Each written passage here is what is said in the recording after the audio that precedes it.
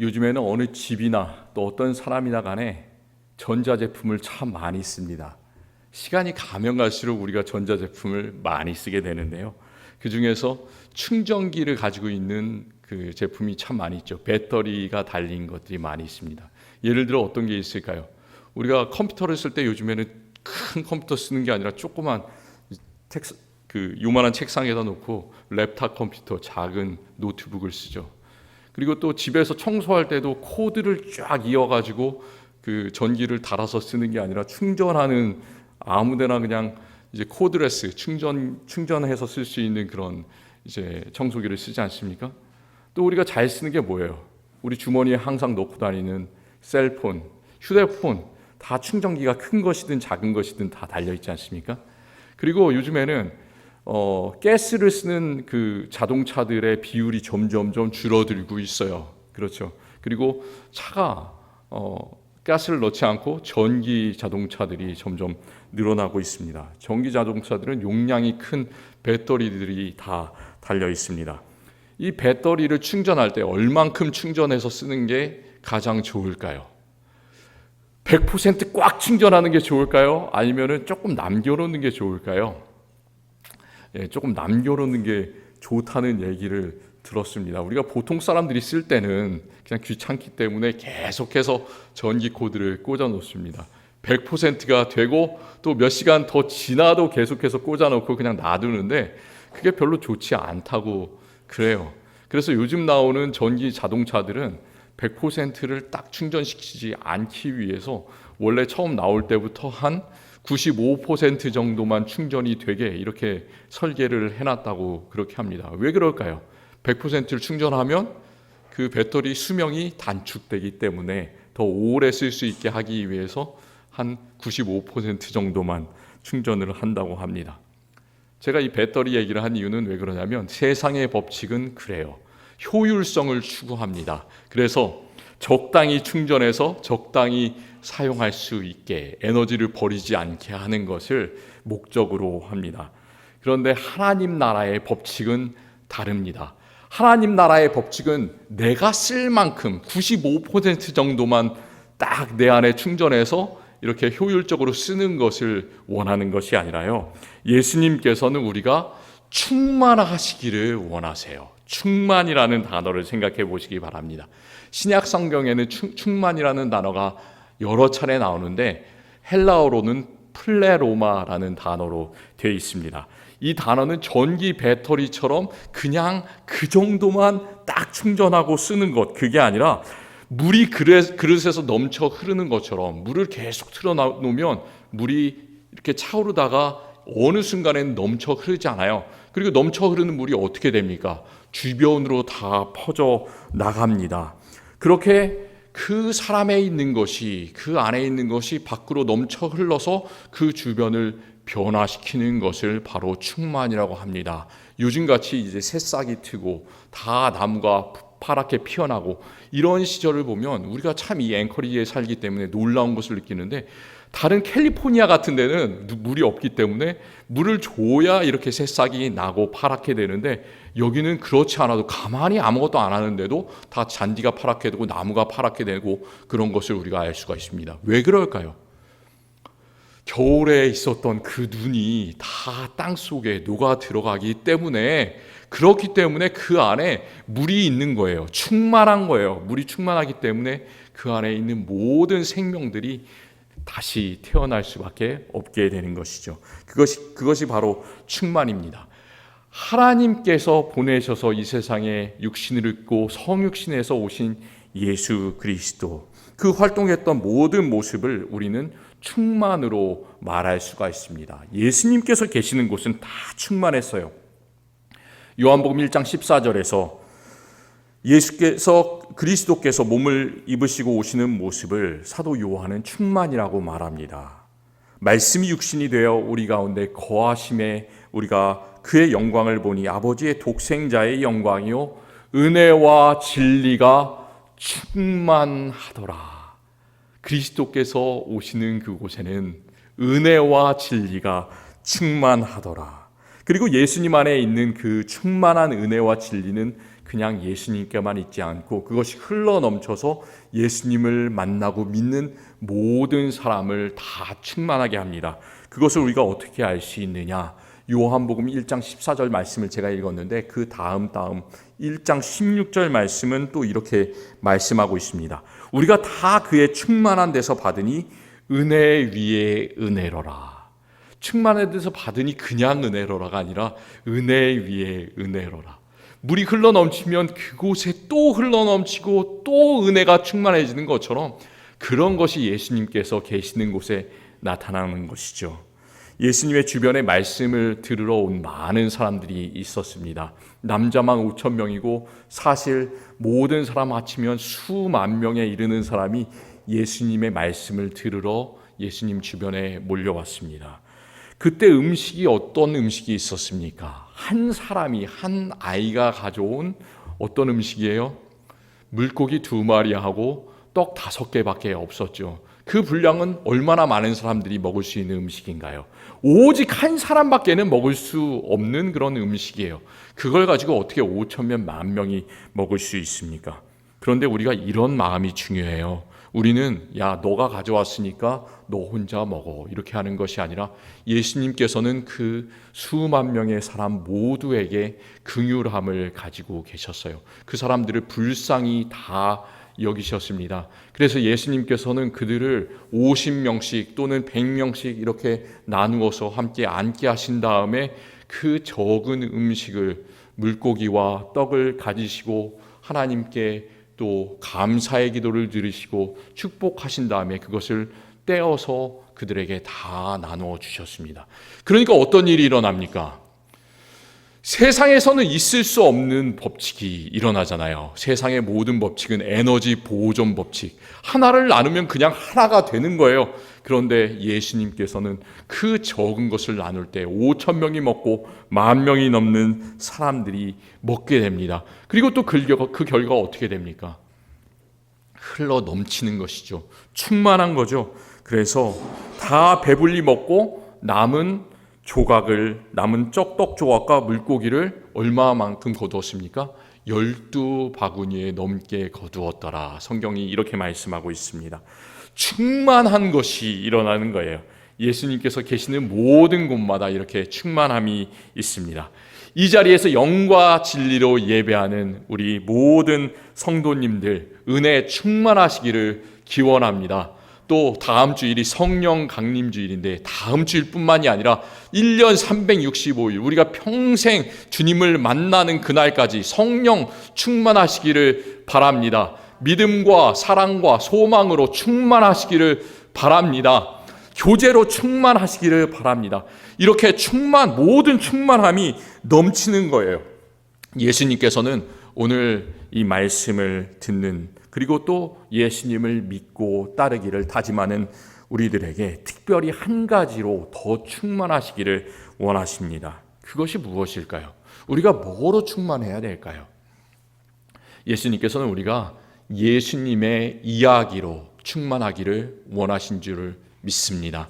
우리가 예수님의 이야기로 진짜로 충만했으면 좋겠습니다. 예수님께서는 누가복음 이 마지막 24장에서 부활하시고 나서 제자들에게 나타나셨어요. 11 제자들에게 나타나서 그들에게 성경에 있는 모든 말씀이 구약 성경이겠죠. 율법서, 모세오경이죠. 그 다음에 있는 예언서, 그리고 시편의 모든 말씀이 다 예수 그리스도 자신에 대해서 하는 말씀이다라는 것을 하나하나 다 일깨워 주셨습니다. 그리고 나서 48절에서 이렇게 명령을 하십니다. 뭐라고 말씀하십니까? 너희는 이 모든 일의 증인이라. 오늘 말씀의 제목, 너희는 이 모든 일의 증인이라 그 말씀을 제자들에게 한마디를 해주셨습니다. 예수님께서 말씀하신 그 말씀이 무슨 뜻일까요? 이 모든 일이라고 하시는데 이 모든 일이 뭘까요? 그 일은 예수님에 대한 모든 일이에요. 성경에는 예수님에 관한 참 많은 이야기들이 있습니다. 예수님께서 성령으로 잉태하시고 또 태어나시고 세상에서 천국 복음을 전하시고 병든 자를 고치시고 귀신 들린 자들에게서 귀신을 쫓아내시고 또 이제는 마지막에 예루살렘에 입성하셔서 예루살렘에서 붙잡혀서 고난을 당하시고 십자가에서 죽으시고 사흘 만에 다시 부활하시고 하늘에 오르셔서 이제는 다시 오실 것을 약속하시는 모든 예수님에 대한 그런 이야기, 그 이야기에 대한 증인들이 바로 우리들이라고 오늘 말씀에서 예수님께서는 말씀하고 계십니다. 우리가 매 주일마다 사도신경을 함께 암송을 하는데요, 사도신경에서도 우리가 그 부분을 나누면 하나님 아버지에 대한 부분, 그리고 또 예수 그리스도에 대한 부분, 그리고 그 뒷부분에는 성령과 교회에 대한 그런 부분으로 나누어져 있습니다. 그 중에서 어떤 부분이 가장 긴가요? 그것은 바로 가운데 있는 예수 그리스도에 대한 부분입니다. 하나님 아버지에 대해서는 창조 이야기만 나오고 성령을 믿사오며 교회에 대해서도 한마디만 나오는데 예수님에 대해서는 예수님의 생애를 요약해 놓은 모든 이야기가 나옵니다. 왜 그런가? 그것은 우리가 신앙 고백할 때 바로 예수 그리스도의 그 모든 사역과 삶과 우리를 위해서 해주신 것을 중심으로 고백을 해야 되기 때문에 그렇습니다. 우리의 이야기를 예수 그리스도의 이야기로 채워야 하기 때문에 그렇습니다. 그것이 바로 너희는 이 모든 것의 증인이라, 그런 뜻입니다. 우리가 읽은 누가복음과 그 뒤에 있는 사도행전은 누구에서 쓰여졌냐면 의사 누가라는 사람에 의해서 쓰여졌습니다. 누가는 어떤 사람이냐면 사도 바울이 감옥에 갇혔을 때 사도 바울과 함께했던 많은 사람들이 있었는데 그 많은 사람들이 다 여러 가지 이유로 사도 바울을 떠났습니다. 이제 홀로 외로워 있는데 그 외로운 순간에 이 의사 누가는 바울 옆에 있었습니다. 그 곁에 남아서 바울을 돌봐주었던 신실한 사람, 믿음의 사람이 바로 이 의사 누가입니다. 그 누가가 누가복음과 사도행전 이 두 권을 시리즈로 썼는데요, 그 책을 받는 사람을 누구라고 하냐면 데오빌로라는 사람에게 쓰고 있습니다. 왜 이 누가복음을 쓰는가에 대해서 누가복음 1장 3절과 4절에서 말씀하고 있는데, 여기서 데오빌로가 누구인가, 이 책을 받는 사람이 누구인가에 대해서 아주 조금 힌트를 주고 있습니다. 누가가 이렇게 쓰고 있어요. 이 모든 일을 근원부터 자세히 미루어 살핀 나도 데오빌로 각하에게 차례대로 써보내는 것이 좋은 줄 알았노니 이는 각하가 알고 있는 말을 더 확실하게 하려 함이로다. 이렇게 누가복음을 쓴 목적을 이야기하고 있습니다. 데오빌로라는 사람을 어떻게 부릅니까? 각하라고 부르지 않습니까? 각하, 데오빌로 각하. 우리가 각하라고 부를 수 있는 사람이 몇이나 될까요? 옛날에는 대통령 부를 때 대통령 각하라고 불렀잖아요. 그러니까 이 사람은 참 높은 사람인 거예요. 어떻게 보면 대통령 각하. 그러니까 예전에 아마 로마에서 크게 정치 활동을 하던 정치가이거나 아니면 군대 장관이거나 참 높은 사람, 그렇기 때문에 각하라고 부르는 사람인데 어떤 사람인지는 우리가 잘 알 수가 없습니다. 하지만 우리는 이 누가가 이 글을 쓴 사람, 그 글을 받는 사람이 데오빌로 한 사람이 아니라고 생각했으면 좋겠어요. 왜 그러냐면 이 데오빌로라는 사람의 이름의 뜻은 무엇인가요? 그것은 하나님의 친구라는 뜻이에요. 하나님의 친구. 하나님의 친구는 이 글을 받는 데오빌로 한 사람이 아니라 우리 모든 사람이 다 하나님의 친구이고 예수 그리스도의 증인이 되는 것이죠. 그렇기 때문에 우리는 데오빌로들입니다. 데오빌로의 한 사람이 바로 우리들이에요. 그렇기 때문에 우리는 지금까지 예수 그리스도에 대해서 알고 있었지만 희미하게 알고 있었다면 누가는 그것이 너무나 안타까워서 이제는 편지를 받는 제자들, 너희들이, 그리고 2000년 후에 편지를 받는 우리 모든 사람들이 예수님에 대해서 지금까지 희미하게 알고 있는 것이 아니라 이제는 예수님에 대해서 더 확실히 알고 예수님에 대해서 증언할 수 있는 그 증인으로 살았으면 좋겠다. 그 마음으로 참 세상의 많은 데오빌로들에게 이 글을 쓰고 있습니다. 그렇기 때문에 우리는 예수님에 대해서 더 확실하게 믿고 알고 또 증인이 되어야 되는 그런 사람들입니다. 예수님께서 이 땅에서 하신 모든 활동들을 오늘 우리가 읽은 말씀에서 하늘에 올라가는 이야기로 마무리하고 계십니다. 우리는 이 하늘에 올라가는 이야기, 예수님께서 하늘에 승천하시는 이야기를 들으면 참 의아한 생각이 많이 듭니다. 우리는 아주 과학적인 사람이잖아요. 뭔가를 눈으로 봐야지 아는 사람이지 않습니까?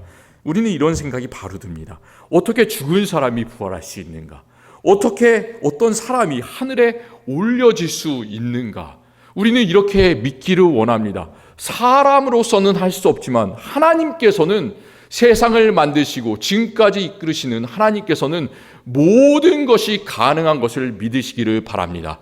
예수님은 사람의 능력으로 하늘에 올라가신 것이 아니라 아버지 하나님의 능력으로 하늘에 이끄셔서 하나님과 함께 우리를 바라보시면서 저 천국의 보좌에서 통치하고 계십니다. 그리고 이제는 내려오셔서 하늘에 올라가신 것 같이 또 내려오실 것을 우리에게 약속하여 주시고, 정말 놀라운 세상이 약속이 아니라 천국의 약속을 우리에게 해 주시는 줄로 믿으시기를 바랍니다. 우리는 그렇기 때문에 소망이 있는 거예요.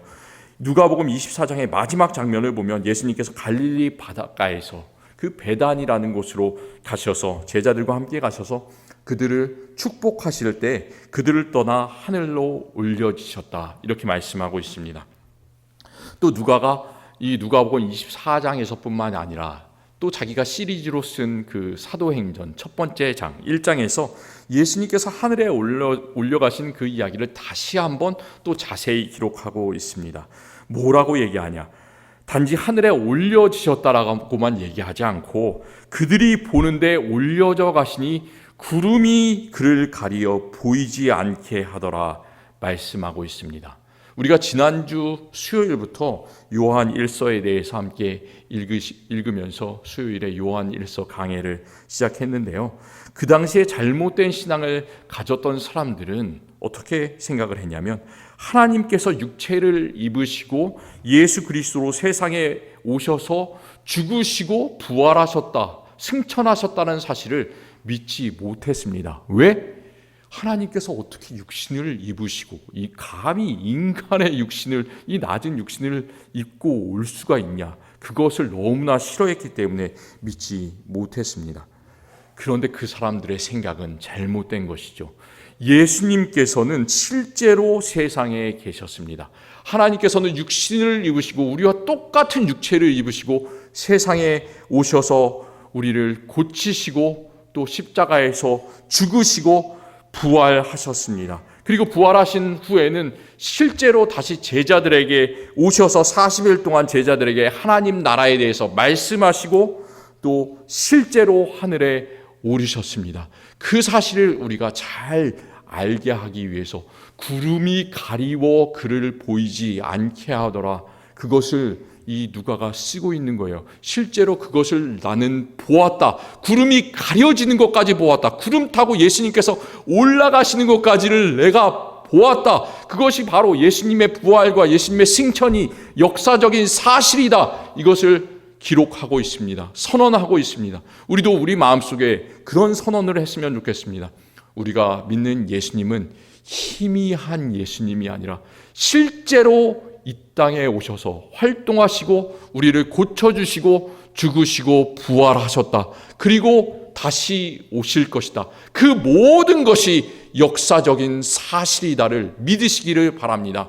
그때 우리는 흔들리지 않는 믿음을 갖게 됩니다. 참 작은 것에 우리가 흔들리기가 쉽습니다. 다른 사람의 말들에 흔들리기가 쉽습니다.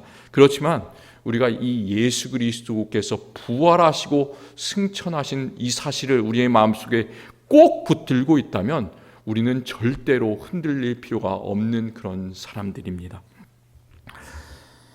왜 예수님께서 하늘에 오르셨을까요? 예수님께서는 예수님 자신을 위해서 하늘에 오르신 것이 아니에요. 우리들을 위해서 하늘에 오르셨습니다. 예수님께서, 우리는 이렇게 생각하잖아요. 예수님께서 이 땅에 오셨으면 지금까지 2000년 동안 지금까지 우리와 함께 하시면 참 좋을 텐데, 우리가 잘못할 때마다 넘어질 때마다 우리를 붙들어 주시면 참 좋을 텐데 왜 하늘에 그냥 올라가셨을까? 이렇게 생각을 하는데 그렇지가 않죠. 예수님께서는 하늘에 올라가서 무엇을 하십니까? 우리의 거처를 예비하십니다. 우리가 미래에 살 수 있는 천국의 자리를 우리를 위해서 예비하시기 위해서 그곳에 올라가셨습니다. 또 왜 올라가셨어요? 예수님은 지상의 모든 사역을 마치시고 우리를 돕는 다른 손길, 보혜사이신 성령을 우리에게 보내주시기 위해서 예수님께서는 올라가셨습니다. 또 예수님께서는 제자들에게 눈에 보이도록 올라가셨는데 그것처럼 또 이제 우리의 눈에 보이도록 다시 오심을, 구름 타고 다시 오심을 우리에게 확실하게 믿게 해주십니다. 우리를 위해서 예수님께서는 이렇게 하늘에 올라가셨어요. 예수님께서 하늘에 오르신 이런 놀라운 사실을 통해서 우리는 예수님의 이야기가 놀랍게 완성되었음을 믿습니다. 예수님께서 오늘 말씀에서 너희는 이 모든 일의 증인이라 말씀하셨고, 또 사도행전 1장 8절에서도 너희가 땅끝까지 이르러 내 증인이 되리라 이렇게 하셨는데, 그렇다면 우리가 어떻게 예수 그리스도의 증인으로 살아갈 수가 있겠습니까? 제가 그런 생각을 해봤어요. 혹시 이런 경험들은 다 누구나 가지고 있을 텐데요. 내가 어떤 물건을 하나 샀어요. 어떤 회사에서 만든 제품을 하나 사가지고 사용을 해봤습니다. 써보니까 너무 좋은 거예요. 그런 경우가 있지 않습니까? 너무 좋아요. 그때 나는 그냥 이 물건만을 나 혼자만 쓰고 싶은데 어떤 사람이 이렇게 한마디를 물어봐요. 그러면 한마디만 얘기합니까? 그러지 않죠. 내가 썼더니 이거 기능이 어떻다.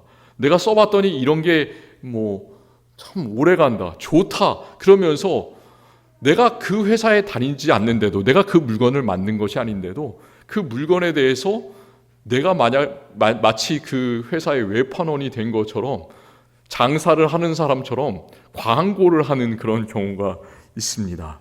제가 어렸을 때, 고등학교 때 친구 한 명이 있었는데요. 이 친구가 참 감수성이 예민합니다.